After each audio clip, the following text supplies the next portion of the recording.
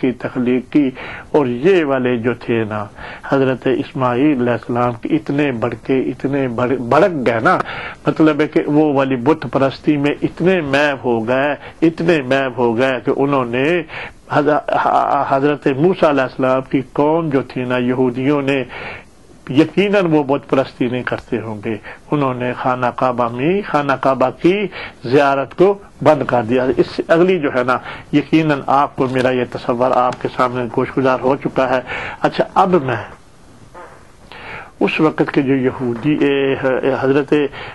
قریش مکہ تھے، مشرکین مکہ تھے، ان کا جو عقیدہ تھا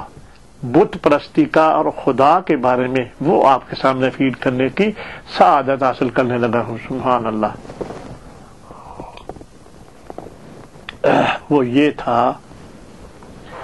بت پرستوں کا دعویٰ تھا کہ ان کے بت جو ہے وہ قوتیں ہیں جو انسان اور خدا کے مابین واسطے کا کردار ادا کرتی ہیں۔ اب میں یہاں پہ اپنی یادداشت کے خزانے سے یہ جو میں نے سنٹینس آپ کے سامنے گوش گزار کیا ہے، اپنی یادداشت کے خزانے سے یہی طریقہ کار جو تھا نا، وہ حضرت جو ابراہیم علیہ السلام جو تھے نا، حضرت ابراہیم علیہ السلام جو بت شکن تھے، اس وقت کے لوگوں کا بھی عقیدہ یہی تھا جو کہ میں آپ کے گوش گزار کر رہا ہوں، جو کہ عربوں کے حضرت اسماعیل علیہ السلام کی بات آپ کے گوش گزار ہو گئی۔ آپ کو یقیناً آپ نے اہل علم سن رکھا تھا، نار نمرود میں حضرت ابراہیم علیہ السلام کو وہ والی بات بھی، نمرود کے دربار میں حاضری، بت سارے توڑ دیے گئے، اور ایک کڑھاڑا توڑ کے گدنے اڑا کے تو بڑے بت کے کندھے پہ رکھ دیا گیا۔ حضرت ابراہیم علیہ السلام کا جو دین تھا وہ بت شکن تھے۔ سبحان اللہ۔ اب میں یہاں پہ اللہ کی طرف سے ہمارے ذہن میں ابھی ایک بات آ گئی، یہ بات بھی میں کلیئر کر دوں کہ یہ جو بت پرستی کی ہم بات آپ کو بتا رہے ہیں، یہ والی بات جو ہے سارے لوگ بت پرست نہیں تھے، موسٹلی جو تھے نا، آپ اس کا پرسنٹیج کا تو ہم آپ کے ساتھ 100% تو بات نہیں کر سکتے، پر حضرت عبد المطلب کی ہم بات کرتے ہیں، دادا محترم محمد رسول اللہ صلی اللہ علیہ وسلم کے، وہ بت پرست نہیں تھے، کیونکہ ان کے سامنے یہ میرے پاس سب کچھ موجود ہے، ہمارے مطالعہ سے گزر چکا ہے کہ وہ بتوں کو اچھا نہیں سمجھتے تھے اور بت پرستی نہیں کرتے تھے۔ 50% کہہ لیں، 40% کہہ لیں، یقیناً تقریباً جو ہے نا سارے بت پرست نہیں تھے، دین ابراہیمی کو ماننے والے تھے۔ سارے جو عرب ہے اسماعیل علیہ السلام کی، ان کا دین جو تھا نا ڈائریکٹ جا کے ملتا تھا حضرت ابراہیم علیہ السلام کا جو دین تھا نا، جو اس وقت انہوں نے تبلیغ کی تھی، ان سے منسلک تھا۔ یقیناً حضرت اسحاق علیہ السلام کی جو دین تھا وہ بھی حضرت اسماعیل ابراہیم علیہ السلام کے دین کے پیروکار تھے، اور سارے جو انبیاء آتے رہے ہیں اپنے دین کی تبلیغ کی کرتے ہیں، مگر ان میں وہ بات ضرور تھی، دونوں بیٹوں کی اولاد میں دین ابراہیمی جو تھا بت شکنی کا، وہ والا تصور ان میں موجود تھا۔ تبھی تو آپ کو میں نے گوش گزار کیا کہ یہودیوں نے وہ جو بت پرستی کا رواج عربوں میں حضرت اسماعیل علیہ السلام کی قوم میں پیدا ہو گیا ہے، اس کی وجہ سے انہوں نے اس کو بالکل ترک کر دیا۔ یقیناً اس کے اگینسٹ ہم نے آپ کو بات کر دی ہے۔ اب میں آپ کو یہ بھی آپ کلیئر کر دوں، محمد رسول اللہ صلی اللہ علیہ وسلم جو دنیا میں جب آئے ہیں نا، اس وقت 3 فرقے تھے، ایک یہودیوں کا جو حضرت موسیٰ علیہ السلام جن کے نبی تھے، اور حضرت عیسیٰ علیہ السلام جو عیسائی تھے، اور ایک تھے عرب جن کا عقیدہ وغیرہ سب کچھ وہی تھا جو حضرت ابراہیم علیہ السلام کے اسی ہی بات کے وہ پیروکار تھے، جو کہ حضرت اسماعیل بت شکن جو تبلیغ حضرت ابراہیم علیہ السلام کر گئے تھے، وہ مسلسل پوری صدیوں میں ان کے اندر کوئی نہ نبی آنا تو تھا محمد رسول اللہ صلی اللہ علیہ وسلم۔ اللہ پاک نے فیصلہ کر لیا تھا کہ انہی میں ہی بھیجیں گے، تو جب وہ آئے نا تو ان میں سارا عرصہ میں حضرت ابراہیم علیہ السلام سے کئی چیزیں اندر شامل ہو گئی۔ یہ والی بات عرب تھے اور عیسائی تھے اور یہودی تھے۔ آپ اس وقت بھی اندازہ لگا لیں کہ اس وقت کی بات حضرت ابراہیم علیہ السلام کے زمانے کی اس وقت کی پریزنس آپ دیکھیں تو عیسائی ہیں، یہودی ہیں، اور عرب ہے. جو ہم جو لوگ سارے نکلے ہیں نا وہ سارے کے سارے دین محمدی والے عربوں میں سے نکلے ہیں. اور انڈین جو دوسرے لوگ ہیں آپ ان کے مطابق آپ خود ہی اندازہ لگا لیں کہ سارا کچھ دین محمدی جو تھا محمد رسول اللہ صلی اللہ علیہ وسلم جو لے کے آئے تھے یہ سارے فرقے جو ہے نا بت پرستی کا رواج ابھی آپ سوچ لینا ہندوستان میں بھی تو ابھی تک وہی چیز موجود ہے. لیکن اسی چیز کو تو ہمارے پیارے آقا ختم کرنے آئے تھے. اب میں نے آپ کو کلیئر کر دیا کہ نبی معظم کی والدہ محترمہ کے بارے میں والد محترم کے بارے میں حضرت عبد المطلب کے بارے میں جب میں بات کلیئر کر دی کہ وہ بت پرست نہیں تھے. یقیناً اگر باپ بت پرست نہیں تھا آپ 50% کہہ سکتے 50% دین ابراہیمی والے تھے اور 50% ملاوٹ. جس طرح ابھی ہمارے مختلف فرقے ہیں آپ ابھی کا حساب لگا لینا جس طرح ابھی ہیں اسی طرح اس وقت بھی رچی مچی جو ایٹماسفیئر تھی نا وہ تھی. یہ والی جو بات ابھی میں کہہ رہا ہوں کہ بت جو ہے نا انسان کا خدا کے مابین واسطہ کا کردار کر دیا. یہ والا عقیدہ وہی ہے جو حضرت ابراہیم علیہ السلام کے زمانے میں بت پرستی کا رواج تھا. وہی لوگ جتنے نا وہی عقیدہ کنٹینیوسلی توڑتی. کسی نے حضرت ابراہیم کی تبلیغ کو آمین کر لیا اور کسی نے آ کے کچھ لوگوں نے وہ والا عقیدہ وہی اپنا لیا جو کہ حضرت ابراہیم علیہ السلام کے زمانے سے چلا آ رہا تھا. سبحان اللہ.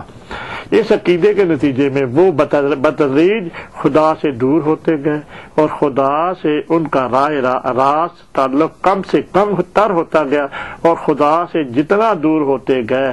آنے والی دنیا اور آخرت کے عقیدہ ہونے کا احساس جو تھا نا سبحان اللہ ان کے اندر مانند پڑ گیا. یہاں تک کہ ان میں سے بہت سے لوگوں کا ایمان حیات بعد الموت مرنے کے بعد زندگی سے اٹھ گیا. سبحان اللہ سبحان اللہ. اب میں نے آپ کے سامنے وہ والا جو سارا سٹرکچر ہے اس وقت کا جو عربوں کی بات ہے کس طرح وہ رہ رہے تھے اور کتنی صدیوں سے ڈائریکٹ فرام حضرت ابراہیم علیہ السلام سے لے کر نبی معظم محمد رسول اللہ تک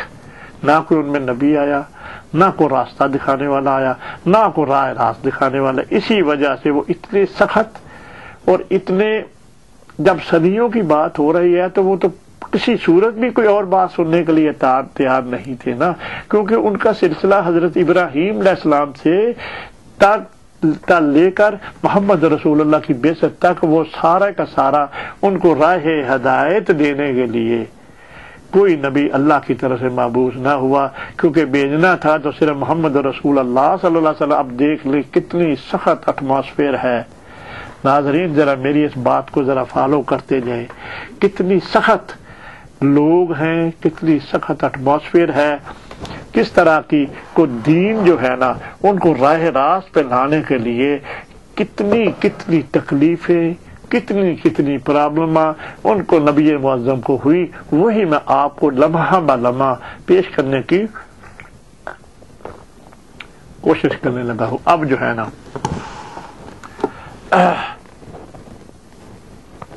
جب کافروں نے نبی معظم محمد رسول اللہ صلی اللہ علیہ وسلم کی تبلیغ کا کام شروع ہو گیا نا تو اب جو ہے نا پہلا وفد جو ہے نا شکایت لے کے آیا ہے کس کے پاس حضرت ابو طالب کے پاس. حضرت ابو طالب کے پاس قریش کا پہلا وفد. سبحان اللہ سبحان اللہ. اب میں اس وقت کا سٹرکچر جو ہے نا اس وقت کی بات جو ہے نا آپ کے ذہن میں لانا چاہتا ہوں کہ نبی معظم اب دنیا میں تشریف لا چکے ہیں. 40 سال کی نبوت کا دعویٰ بھی ہو چکا ہے. 8 سال سے لے کر 25 سال تک ہمارے حضرت عبد المطلب کے ابو طالب کے گھر رہے ہیں اور جب شادی ہو جاتی ہے تو سیدہ خدیجہ الکبریٰ وہ علیحدگی اختیار ہو جاتی ہے تو وہاں انہوں نے ٹرانسفر ہو جاتے ہیں. ان کے ساتھ حضرت مولا علی بھی جاتے ہیں اور زید بن حارثہ بھی جاتے ہیں. سیدہ خدیجہ الکبریٰ رضی اللہ تعالی عنہا محمد رسول اللہ یہ ایک پوری فیملی اس گھر میں اس وقت رہ رہی تھی. اب 40 سال جب نبوت کا دعویٰ ہو چکا ہے تو 15 سال بعد 25 سال سیدہ خدیجہ الکبریٰ نے ہمارے پیارے آقا محمد رسول اللہ صلی اللہ علیہ وسلم کی مائیت میں وقت گزارا ہے. 15 سال پہلے جو ہے نا ان میں اولاد ساری پیدا ہوئی ہے اور 10واں سال جو ہے نا اس کے بعد جو ہے نا نبوت کا اعلان جب ہوا ہے نا تو اب سیدہ خدیجہ حضرت مولا علی اور سید بن حارثہ یہ ساری فیملی موجود ہے یہ رہ رہے ہیں. اب وہ والا وقت جو ہے نا حضرت ابو طالب بھی اس وقت مکہ میں ہی رہ رہے ہیں، سارے بھائی موجود ہیں۔ ہم اس کے بارے میں آپ کو کنفرم نہیں کر سکتے کہ یقیناً حضرت عباس بھی حیات ہیں، حضرت امیر حمزہ بھی حیات ہیں، اور ابو لہب بھی حیات ہے نا جی، جو حضرت عبد المطلب کے سارے بیٹے تھے۔ انہی بیٹوں میں جو سردار تھے حضرت ابو طالب، یہ حضرت عبد المطلب کے یہ سردار بنے ہیں۔ ان کے بعد یقیناً میں آپ کو تحریر پڑھ پڑھ کے نا اس کا سہارا لے لے کے انشاءاللہ میں آپ کے گوشت کر دوں، آپ کو تحریر والے کا حسن بھی ساتھ چلے گا، اور ہماری گفتگو میں جو تازگی ہے محمد رسول اللہ صلی اللہ علیہ وسلم کی پیار کی، محبت کی، عشق کی، تو وہ بھی ساتھ ساتھ چلے گی ماشاءاللہ۔ اب لکھا ہوا ہے یہ جب مکہ کے کافروں نے نبی معظم محمد رسول اللہ صلی اللہ علیہ وسلم کو العلانیہ تبلیغ کرتے دیکھا تو یہ احساس کیا کہ آپ کی تبلیغ دین کے نتیجے میں لوگوں میں بت پرستی کا جو ولولہ ہے نا سرد ہونے لگا، اور لوگ بتوں کے بارے میں محمد رسول اللہ صلی اللہ علیہ وسلم سے متاثر ہو کر اسلام قبول کرنے لگے، اور ان کافروں کو بہت طیش آیا۔ سبحان اللہ، یہ پہلا ریئیکشن ہے۔ پہلے 3 سال جو ہے نا وہ انشاءاللہ ہم نے اس کو تھوڑا سارا نہیں لیا، پہلے 3 سال جو ہیں وہ تو کوئی ایکٹیویٹیز نہیں، پھر اللہ پاک نے ہمارے پیارے آقا محمد رسول اللہ صلی اللہ علیہ وسلم کی طرف وحی کی کہ اے پیارے اب جو دین کی تبلیغ کا کام شروع کریں، تو نبی پاک نے اسی پھر وحی کے بعد وہ ایک دعوت عشیرہ جو اپنے اقربا داروں کو دعوت دے، تو وہ والے بھی ساروں کو لے کے دعوت دیتے ہیں۔ ہم تھوڑا اس کو شارٹ اس لیے کیا ہے کہ ہم چاہتے ہیں کہ سارا یہ سلسلہ ہمارے اسی میں ہی کنکلوڈ ہو جائے۔ ہم نے آپ کو زبانی بتا دیا، اب نبی پاک تبلیغ کر رہے ہیں اور کافروں کو اس بارے میں ریئیکٹ ہو رہا ہے۔ سبحان اللہ۔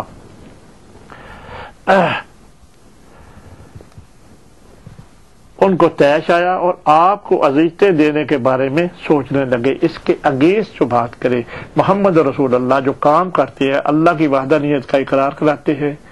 اور اللہ ایک ہے، بتوں کے جو ان کے جو نقصانات ہیں وہ بتاتے ہیں، کیونکہ وہ چھوڑ ہی نہیں سکتے تھے۔ نبی تو آئے ہیں، کوئی ان میں آئے نہیں رہبر اس وقت سے۔ حضرت ابراہیم علیہ السلام کی یہ قوم کہہ سکتے ہیں تب کا ان میں کوئی ایسا نبی نہیں۔ ابھی ہمارے خدا کی طرف سے یہ والی بات آئی ہے، ان میں تو آیا ہی نہیں کو راہ راست پہ لانے کے لیے، کہ سارے انبیاء کا سلسلہ جو ہے نا وہ حضرت اسحاق علیہ السلام کی طرف آتا رہا ہے، اور اس طرف تو راہ ہدایت دکھانے کے لیے اللہ پاک نے یہ فیصلہ کر لیا تو بھیجنا ہے، تو دعا میں نے قبول کر لی ہے حضرت ابراہیم کی، تو صرف اور صرف انہی کی پشت میں سے آخر زمان نبی جو ہے نا صرف آخر زمان انہی سے ہی ایک ہی نبی جو ہے نا پیدا ہونے۔ یہ شان ہے ہمارے پیارے آقا محمد رسول اللہ صلی اللہ علیہ وسلم کی۔ آپ ذرا غور کریں اس بات پہ، یہ بھی تو شان ہے نا کہ اللہ پاک نے فیصلہ کر لیا بھیجوں گا، تو صرف اب اس لڑی میں سے نبی کوئی نہیں بھیجنا، اللہ بھیجنا ہے تو صرف ایک ہی نبی محمد رسول اللہ صلی اللہ علیہ وسلم کو بھیجوں گا۔ سبحان اللہ۔ ان کو اذیتیں دینے کے سوچنے لگے، لیکن حضرت ابو طالب کی وجہ سے ان کا بس نہ چلتا تھا۔ سبحان اللہ۔ ان کافروں نے اپنے بڑے عتبہ، شیبہ، ابو جیل وغیرہ کو پکڑا، اور یہ لوگ جا کر حضرت ابو طالب سے کہے کہ وہ محمد رسول اللہ صلی اللہ علیہ وسلم کو ہمارے بتوں کو برا کہنے کی باز آئے، اور ان کی اس بارے میں حضرت ابو طالب